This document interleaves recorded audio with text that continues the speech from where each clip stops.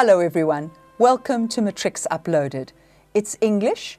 We're looking at language structure and use, and our focus is on verbs. Verbs are just so important in your writing, for grammar, for effect, so important, and that's our focus. You really must make sure that you can use verbs correctly and intelligently. Let's have a look at some verbs, a piece of writing. The child jumped up. He saw his father. His father is coming towards him, carrying a big piece of meat. His father calls out, "I brought meat for supper. Let us get a fire started."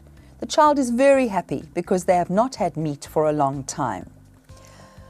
The first thing I want to look at is, can you see something wrong in the use of the verbs? The child jumped up.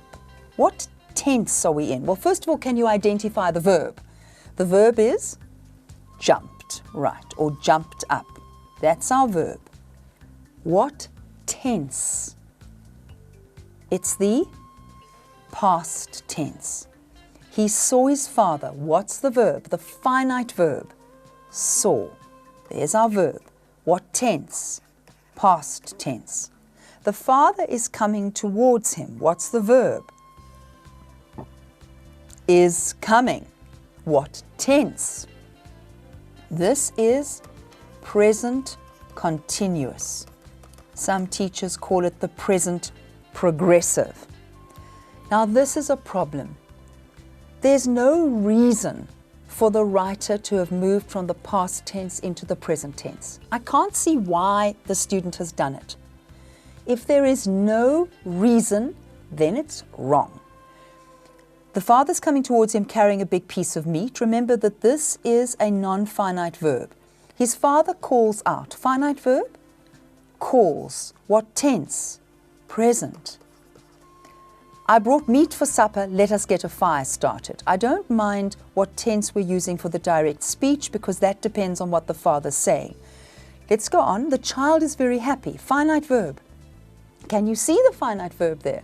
So many students forget that is a finite verb. What tense? Present. Because they have not had meat for a long time. Have had is your present perfect tense. Why is it the present perfect? Because it has have plus the rest of the verb. So if a verb has or have plus the rest of the verb, it's called present perfect. So there's a problem. We started in the past tense and then we went into the present tense with the present perfect. You can't do that unless there's a very good reason, and you can see there was no reason. So when you're telling a story, decide on which tense you're going to be using. Now, logically here, we're telling a story about something that happened in the past. Use the past tense and make sure you stick to the past tense throughout. Let's have a look at this. It's a different passage and it has a different problem. Let's just read it.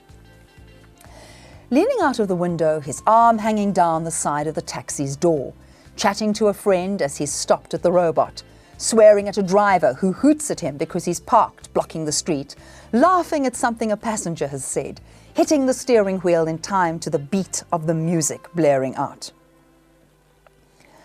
When does this kind of problem occur? A teacher says to a learner who's going to write something, be interesting, begin in the moment, begin when something is happening, something exciting, something interesting. And the learner says, okay, I'm going to make this alive. And so the learner uses leaning out of the window, hanging down, chatting, swearing, laughing, hitting. What's happened? Not one of those is a sentence. They are all fragments. Fragments are pieces. They are all pieces of a sentence. What do we call a verb that ends in ing and isn't a complete verb, it's just the bit of the verb. Here, these are all present participles. They're called present because they end in ing, and they're called participles because they participate. They are part of the verb, but they're not the complete verb. So what the child has done is trying to be alive and interesting and moving and vivid, has forgotten that a sentence has to have a finite verb. So how could the child fix this?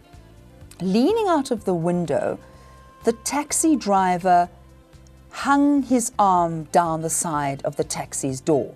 You have to make this into a finite verb.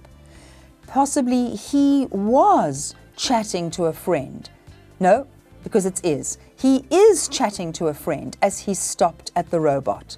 He swears at a driver. Laughing at something a passenger has said, he hits the steering wheel. You have to change some of those into finite verbs. So the verb is very important, and you must use the verb correctly. We're going to continue talking about the verb in the next segment.